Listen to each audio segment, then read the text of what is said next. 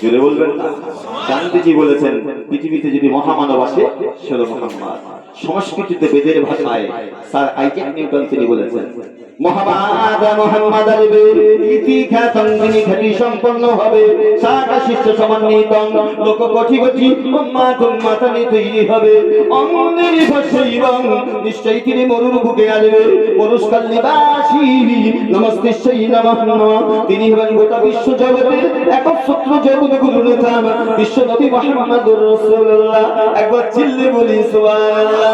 ও বাবাজিরা ভাইরা, দয়ার নবী মুহাম্মদুর রাসূলুল্লাহ আল্লাহ এত ইজ্জত করেছিল, সম্মান করেছিল। আল্লাহ কোরআন পাকের ভিতরে আয়াতে কারীম নাযিল করেছিল ওয়া আরসালনাকা ইল্লা রাহমাতাল লিল আলামিন। আমার হাবিবুল্লাহ গোটা উম্মতে মুহাম্মাদির জন্য না, 18,000 মখলুকের জন্য আমি দয়ার নবী রহমতের নবী করে প্রেরণ করেছি। একবার চিল্লে বলি সুবহানাল্লাহ। নবী মুহাম্মদুর রাসূলুল্লাহ কত আদর্শবান ছিল, নীতিবান ছিল, সত্যবাদিতা ছিল। দয়ার নবী মুহাম্মদুর রাসূলুল্লাহ কতটা মানবতা সম্পন্ন ছিল, কত ইনসাফা ছিল, কত মায়াবী ছিল। ও বাবাজিরা ভাইরা, দয়ার নবী মুহাম্মদুর রাসূলুল্লাহ মসজিদে নববী শরীফে পৌঁছেছে, সালাত নামাজটাকে কায়েম করে দিয়ে আল্লাহর হাবিব কাঁদতে কাঁদতে কাঁদতে বাবা বাড়ির দিকে পৌঁছালেন না। বিবি আয়েশাতুল হুমায়রা, ও বাবাজিরা ভাইরা, ও মা জননীরা, আমার রাসূলুল্লাহ বলেছে যে ঘরে স্বামী স্ত্রীর মধ্যে মিল মহব্বত রয়েছে আমি রাসূলুল্লাহ জানালাম ওই ঘরটা জান্নাতের টুকরো হয়ে আছে। ও মা জননীরা, যে ঘরে স্বামী স্ত্রীর মধ্যে অশান্তি কুটকুটি ঝগড়া হয় আমি রাসূলুল্লাহ জানালাম ওই ঘরটা জাহান্নামের মতো দাউ দাউ করে জ্বলছে।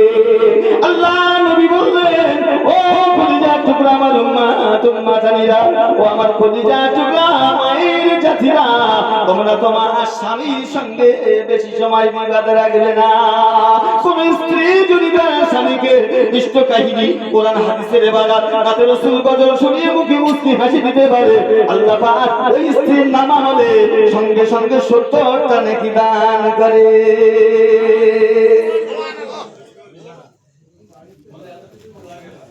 শেষ করে দেবো না?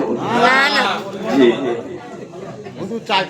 বিরিয়ানি হয়ে গেছে তো পারিয়ার ভাই খুব সুন্দর রান্না করেছেন। জি জি, আমি খেয়ে এসেছি, খুব ভালো লাগছে। জি জি, আলহামদুলিল্লাহ, দোয়া করেন।